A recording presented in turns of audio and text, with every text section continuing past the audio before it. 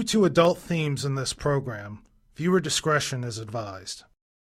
Hi there, I'm Simon Rafe and welcome back to Fide Defensor, the Defender of the Faith, the program that gives you hints and tips on how to answer moral questions.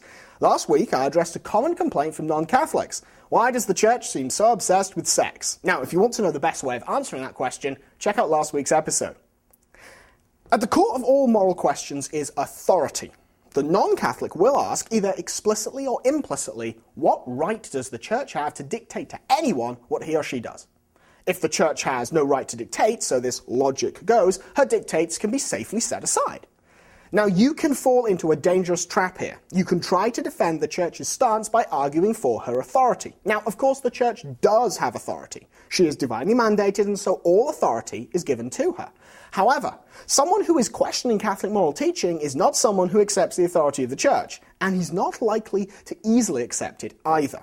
So, what you do is an end runaround. Don't talk about the church's right to dictate. Instead, point out the church does not dictate. The church merely points out inevitable truths and consequences. No one has to listen to the church, and no one is punished for not listening to the church.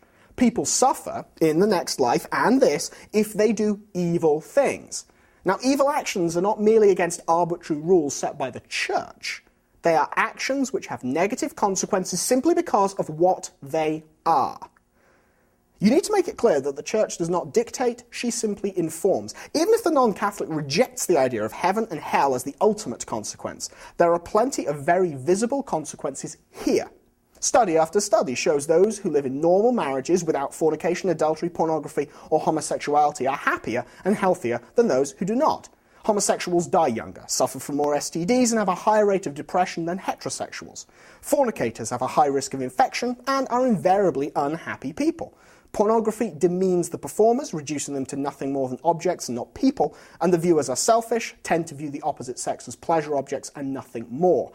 Abortion not only kills a living human being, but physically and mentally damages the parents. Women who have had abortions have a higher risk of breast cancer, depression, and even death. And yes, most of these examples are sexual in nature because those are the moral teachings people have the most problem with. When was the last time you heard somebody object to the church saying we should give money to the poor? Now, the objective in answering this question is not to address the church's authority. Instead, show that the church's advice is correct and valuable. Even if there was no heaven and no hell and no eternal consequence, following the church's advice leads to good consequences in this life. Of course, heaven and hell are real, and there are eternal consequences, and so that is what I'm going to look at next time. Until then, check out the rest of the basic training series, and if you have any questions, suggestions, or comments, just drop me an email.